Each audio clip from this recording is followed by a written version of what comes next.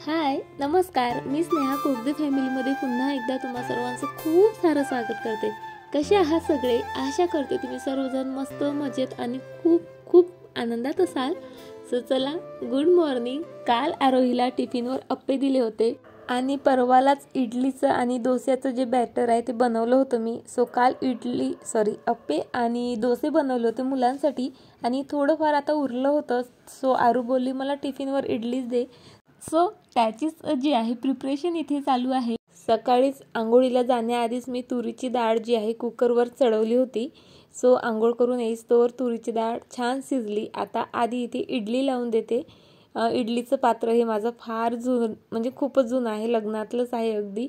आता माझी इच्छा आहे छान स्टीलचं घ्यायचं, पण बघू आता केव्हा म्हणजे मुहूर्त निघतो त्याचा ते।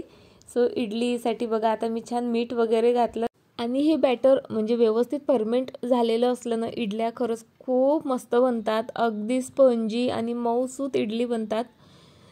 माझं बॅटर जे आहे छान फर्मेंट झालं होतं आणि काल जे आहे म्हणजे जास्त फर्मेंट होऊ नये म्हणून ते मी सकाळीच फ्रीजमध्ये ठेवून दिलं होतं, जे एक्स्ट्राचं होतं ते। आणि आता त्याचे जे आहे इथे इडल्या बनवत आहे। जेव्हा केव्हा इडली बनवते ना, त्यासोबत सांबार तर असतोच असतो, पण नारळाची ओल्या नारळाची चटणी ही आरोहीला आणि आरोहीच्या पप्पांना फार आवडते। पण आज काय म्हणजे थोडंसंच बॅटर आहे, फार फार तर म्हणजे हे एकदा लागेल इडली आणि दुसऱ्यांदा फक्त दोनच ज्या प्लेट आहेत त्या लागणार आहेत। म्हणजे एकाच्या वाट्यावर काय 4-4 5-5 इडल्या येतील फक्त आणि आरोहीचा तेवढा टिफिन होईल। तेवढ्यासाठी म्हटलं जास्तीचा खटाटोप काही मी करत बसत नाही, चटणी वगैरे काहीही बनवत नाही, फक्त सांबार बनवते। आणि सकाळी किती घाई असते खरं सांगा, म्हणजे इडली पुन्हा सांबार बनवायचा आणि त्यात आरोहीचं चालू होतं नाही चटणी पाहिजेच, पण मी सरळ चटणी स्किप केली। आणि आता इथे बघा, गंजाकडे अजिबात लक्ष देऊ नका, मला माहिती आहे फार काळा आहे आणि मी कितीही प्रयत्न केले ना तो गंज म्हणजे काही व्यवस्थित होत नाही।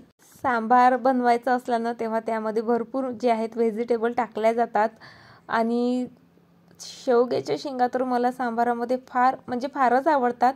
पण आज माझ्याकडे कोणत्याच व्हेजी नाही आहेत आणि शेवग्याच्या शेंगा तर अजिबातच नाही आहेत, त्यामुळे फक्त कांदा टोमॅटो आलं लसूण पेस्ट वगैरे एवढंच जे आहे मी सांबारमध्ये टाकणार आहे। आणि आज सांबारामध्ये काहीच म्हणजे व्हेजिटेबल्स वगैरे टाकले नाहीत ना, तर आरोही आणि आरोहीचे पप्पा दोघंही म्हणजे बोलत सुटले का तू काहीच कसं टाकलं नाही, हा प्लेनच दिसतो आहे। आणि जेव्हा टाकते ना तेव्हा निवडून बाजूला काढतात, पण त्यांना सांबारामध्ये सर्व व्हेजीज जे आहे पाहिजेच असतात। सो चला, आज नाही आहेत तर मी तुरीची डाळ टाकली छान। त्यानंतर सकाळीच मी 3-4 चिंचा म्हणजे छोट्या छोट्या भिजायला टाकल्या होत्या, त्याचा कोड केला तो टाकला। आणि सांबार बनवायचा म्हटलं की त्यामध्ये मस्त एखादा सांबार मसाला टाकायचा। माझ्याकडे हा एव्हरेस्टचा आहे, तुम्ही सुरुचीचा वगैरे कोणताही टाकू शकता, छान चव येते। आणि सर्वात शेवटी फक्त थोडासा गूळ टाकायचा, इतका छान बनतो ना सांबार, खूप मस्त चव येते। आणि चला, सांबाराला फोडणी देईस्तोवर माझ्या इडल्याही इथे बनून तयार आहेत आणि चला तुम्हाला दाखवते आता। इतक्या छान बनल्यात ना इडल्या, अगदी आमच्याकडे ना म्हणजे मला, आरोहीला आणि पिहूला इडली खरंच खूप जास्त आवडते। आरोहीचे पप्पा खाऊन घेतात पण त्यांना म्हणजे अशी भरपेट नाहीत खाऊ शकत ते, आणि आम्ही तिघं तर आम्हाला सकाळ दुपार संध्याकाळ जरी जेवणात इडली दिली ना तरी आम्हाला फार आवडते।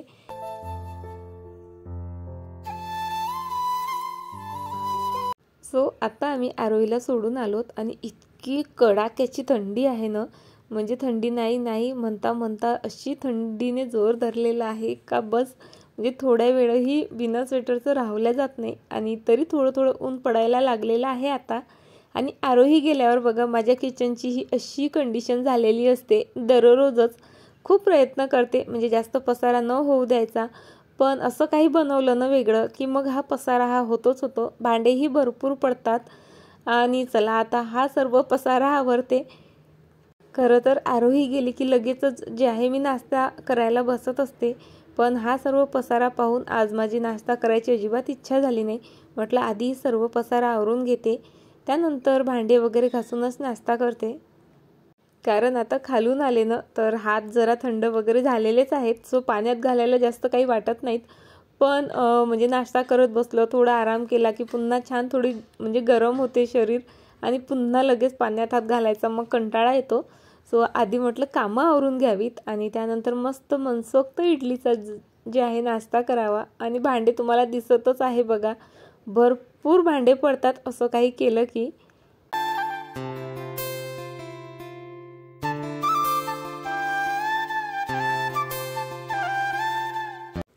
चला, गॅसचा ओटा वगैरे सर्व माझं अगदी क्लीन झालेलं आहे. आणि त्यानंतर आता पिहूला वगैरेही रेडी करायचं आहे, नाश्ता करायचा आहे.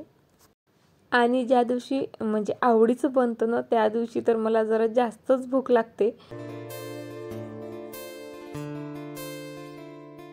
खूप दिवसानंतर म्हणजे चहाची आठवण झाली. म्हटलं चला थोडा चहा घेऊयात. आरोहीच्या पप्पांचीही इच्छा होती, आरोहीची पण इच्छा होती.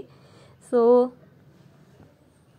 इथे मी छान असा गुळाचा चहा करणार आहे. गुळ छान किसूनच घेत असते मी वेळेवर, किसून वगैरे ठेवत नाही, कारण आम्ही काही म्हणजे डेली असा चहा पित नाही, कधीतरीच पितो. सो गुळाचा चहानं गुळ अगदी म्हणजे लास्ट स्टेजला टाकला तर अजिबात फुटत नाही. मी दूध, पाणी, चहापत्ती, अद्रक वगैरे सर्व व्यवस्थित शिजवून घेते आणि त्यानंतर त्यामध्ये लास्ट गुळ घालते आणि लगेच जे आहे 20-30 सेकंदात गॅस बंद करून घेते. आणि इतका छान बनतो हा गुळाचा चहा. आरोहीला पण गुळाचा चहा फार आवडतो, त्यामुळे ज्या दिवशी गुळाचा चहा बनतो त्या दिवशी आवर्जून मी तिच्यासाठीही बनवत असते. आणि मस्त माझ्या हॅपी प्लेसमध्ये बसून आम्ही दोघीही चहा एन्जॉय करतो आहोत. आणि सोबतच एकमेकींची कंपनीही. खूप साऱ्या गोष्टी असतात तिच्याकडे सांगायला आणि त्या सर्व गोष्टी मला ऐकायला फार आवडतात. सो असं काहीतरी आम्ही निवांत वेळ काढतो एकमेकींसाठी आणि मनसोक्त गप्पा मारतो. आणि गप्पा मारता मारता चहा तर संपला पिऊन आणि झाडांकडे लक्ष गेलं. झाडांकडे ना म्हणजे बरीचशी कामं आहेत झाडांची बाकी. जसं बघा छान ऊन पडत आहे, पण काय होतं ऊन झाडांच्या एका साईडला पडतं, त्यामुळे झाड ना उन्हाच्या दिशेने झुकतं जरा. सो त्यामुळे सर्व जे प्लांटर्स आहेत ना जरा फिरवून घेतलेत, म्हणजे झाडाच्या ज्या भागाला ऊन लागत नव्हतं तो भाग जरा उन्हाकडनं केला. आणि बघितलं तर बऱ्याच झाडांवरनं धूरही साचली होती. सो म्हटलं चला आज लागोलाग जितके शक्य आहे तितके प्लांट्स जे आहेत धुवूनही घेऊयात. लाइटिंग दिवाळीची आणखीही काढली नव्हती, तीही आज काढली, व्यवस्थित ठेवून दिली. आणि त्यानंतर जे प्लांट्सला म्हणजे मी उचलू शकते इझिली ते सर्व प्लांट्स जे आहे सरळ बाथरूममध्ये घेऊन गेले आणि शॉवर खाली त्यांना मस्त अशी आंघोळ घातली. झाडांना ना तुम्ही खत पाणी जास्त द्या नका देऊ, पण त्यांना ना वेळोवेळी असं पाण्याने वॉश केलंच पाहिजे. त्यावर जी काही धूळ वगैरे आहे ना तिच्यामुळे ते व्यवस्थित रेस्पिरेशन करू शकत नाहीत, मग त्यांची वाढ जरा स्लो होते. सो त्यामुळे आठवड्यातून एकदा तरी शक्य तितकी प्लांट्स मी धुवायचा प्रयत्न करते. आता इतकी कामं करून दमलीच जरा, म्हणजे तुम्हाला हे 1-2 मिनिटाचं जरी दिसलं असेल ना तरी ते सर्व करायला मला पाऊण तास लागला. आणि त्यामुळे थोडंसं जरा आवळ्याचा ज्यूस घेतला आणि निवांत प्यायला बसले. आणि किचनमध्ये आले तर बघा छत टपकायला लागलं, माहीत नाही कसं, कारण आमच्यावर आणखी एक मजला आहे, तिथे लोक राहतात. सो आरोहीच्या पप्पांना पाठवलं मी त्यांच्याकडे की तुमच्या किचनमध्ये काही पाणी वगैरे गळत आहे का, पण त्यांच्या किचनमध्ये एकही थेंब पाणी गळत नव्हतं. तर आता माहीत नाही या छतामध्ये कुठनं पाणी मुरत आहे. बघू आता जास्तच त्रास झाला की मग कंप्लेंट देता येईल. आणि पप्पांचा कॉल आला, बोलली मी खाली आहो, लगेच मला निघायचं आहे, 2 मिनिटात ये. आता त्यांना कसं सांगू, 2 मिनिटं तर खालून लिफ्टच वर यायला लागतात आणि अशीच येतात अगदी घाई गडबडीत. फक्त त्यांना 2 मिनिटं बोलायचं असतं आमच्यासोबत. येताना भरपूर जो आहे खाऊ वगैरे घेऊनच येत असतात. फक्त आरू पिहूसाठीच नाही, माझ्यासाठीही न चुकता पप्पा प्रत्येक वेळेस चॉकलेट आणतात. सो इथे पिहूचा लाड वगैरे केला पप्पांनी. मीही छान पप्पांसोबत 2 मिनिटं फक्त 2 मिनिटं गप्पा गोष्टी केल्या आणि लगेचच जे आहे पप्पा निघून गेलेत. आणि मीही त्यांना काही थांबा वगैरे फोर्स केला नाही, कारण आता थंडी भयंकर वाढलेली आहे आणि त्यांनी स्वेटरही आणलं नव्हतं. त्यामुळे मग मी त्यांना लगेचच जे आहे जाऊही दिलं.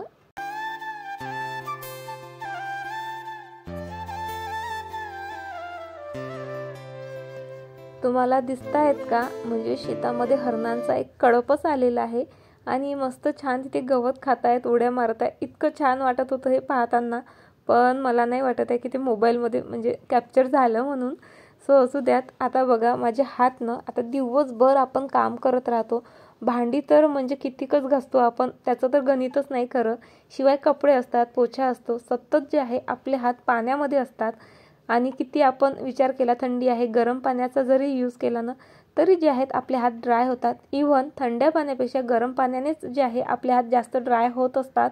आणि आपण चेहऱ्याला वगैरे भरभरून मॉइश्चरायझर लावतो, पण हाताला जरा इग्नोर करतो, कारण असं वाटतं काय लगेचच पाण्यात हात घालावेच लागतात. पण नाही, आज ठरवलं जरा हाताची काळजी घेते, कारण बरेच काळवंडले आहेत, फाटले म्हटल्यापेक्षा थोडेसे ना काय म्हणतो आपण त्याला, उरलेले आहेत, ड्राय झालेत.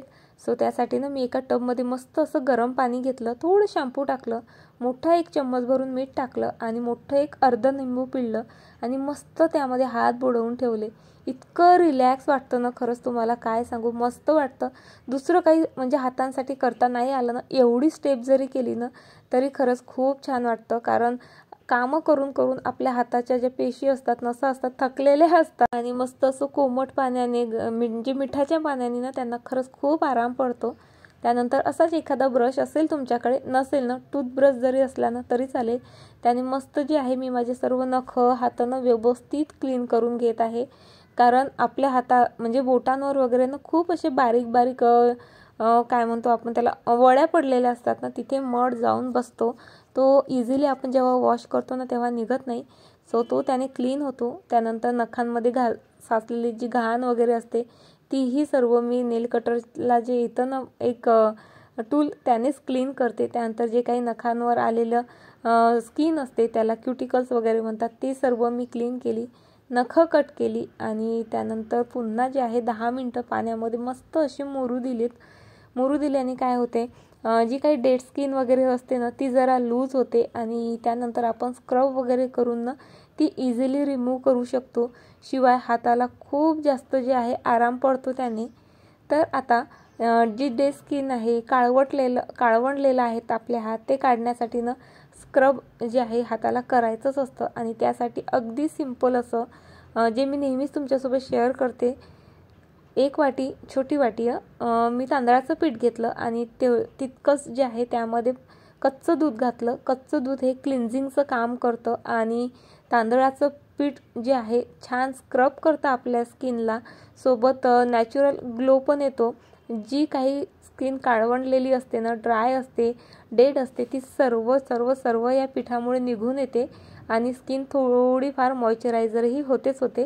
सो हे तांदळाचं जे मी मास्क बनवलेला आहे तो ॲज अ स्क्रब आणि ॲज अ पॅक म्हणूनही जे आहे मी यूज करत असते. आणि त्यानंतर म्हणजे छान हाताला मालिश करते. अगदी हळूवारपणे करायची असते, कारण स्क्रबमुळे मग स्किन डॅमेज होऊ शकते. त्यामुळे हळूवारपणे 5 मिनटं छान मालिश केली. त्यानंतर 15 मिनटं ते पॅक तसंच ठेवलं, हात स्वच्छ केलेत आणि आता मस्त असं भरभरून मॉइश्चरायझर इथे मी हाताला लावत आहे. आणि हे सर्व करणं ना खरं सांगते खूप जास्त गरजेचं आहे. नाही 8 दिवसातून जमत ना, 15 दिवसातून तरी तुम्ही हे स्वतःसाठी करत जा. आता आपण इतकं सर्वांसाठी इतकं काही करतो, सो 15 दिवसातून 15 मिनिट आपण स्वतःसाठी नक्कीच काढू शकतो, नाही का? तितकं करतो आपण डिझर्व, खरं सांगते, तितकं स्वतःसाठी आपण करायलाच पाहिजे.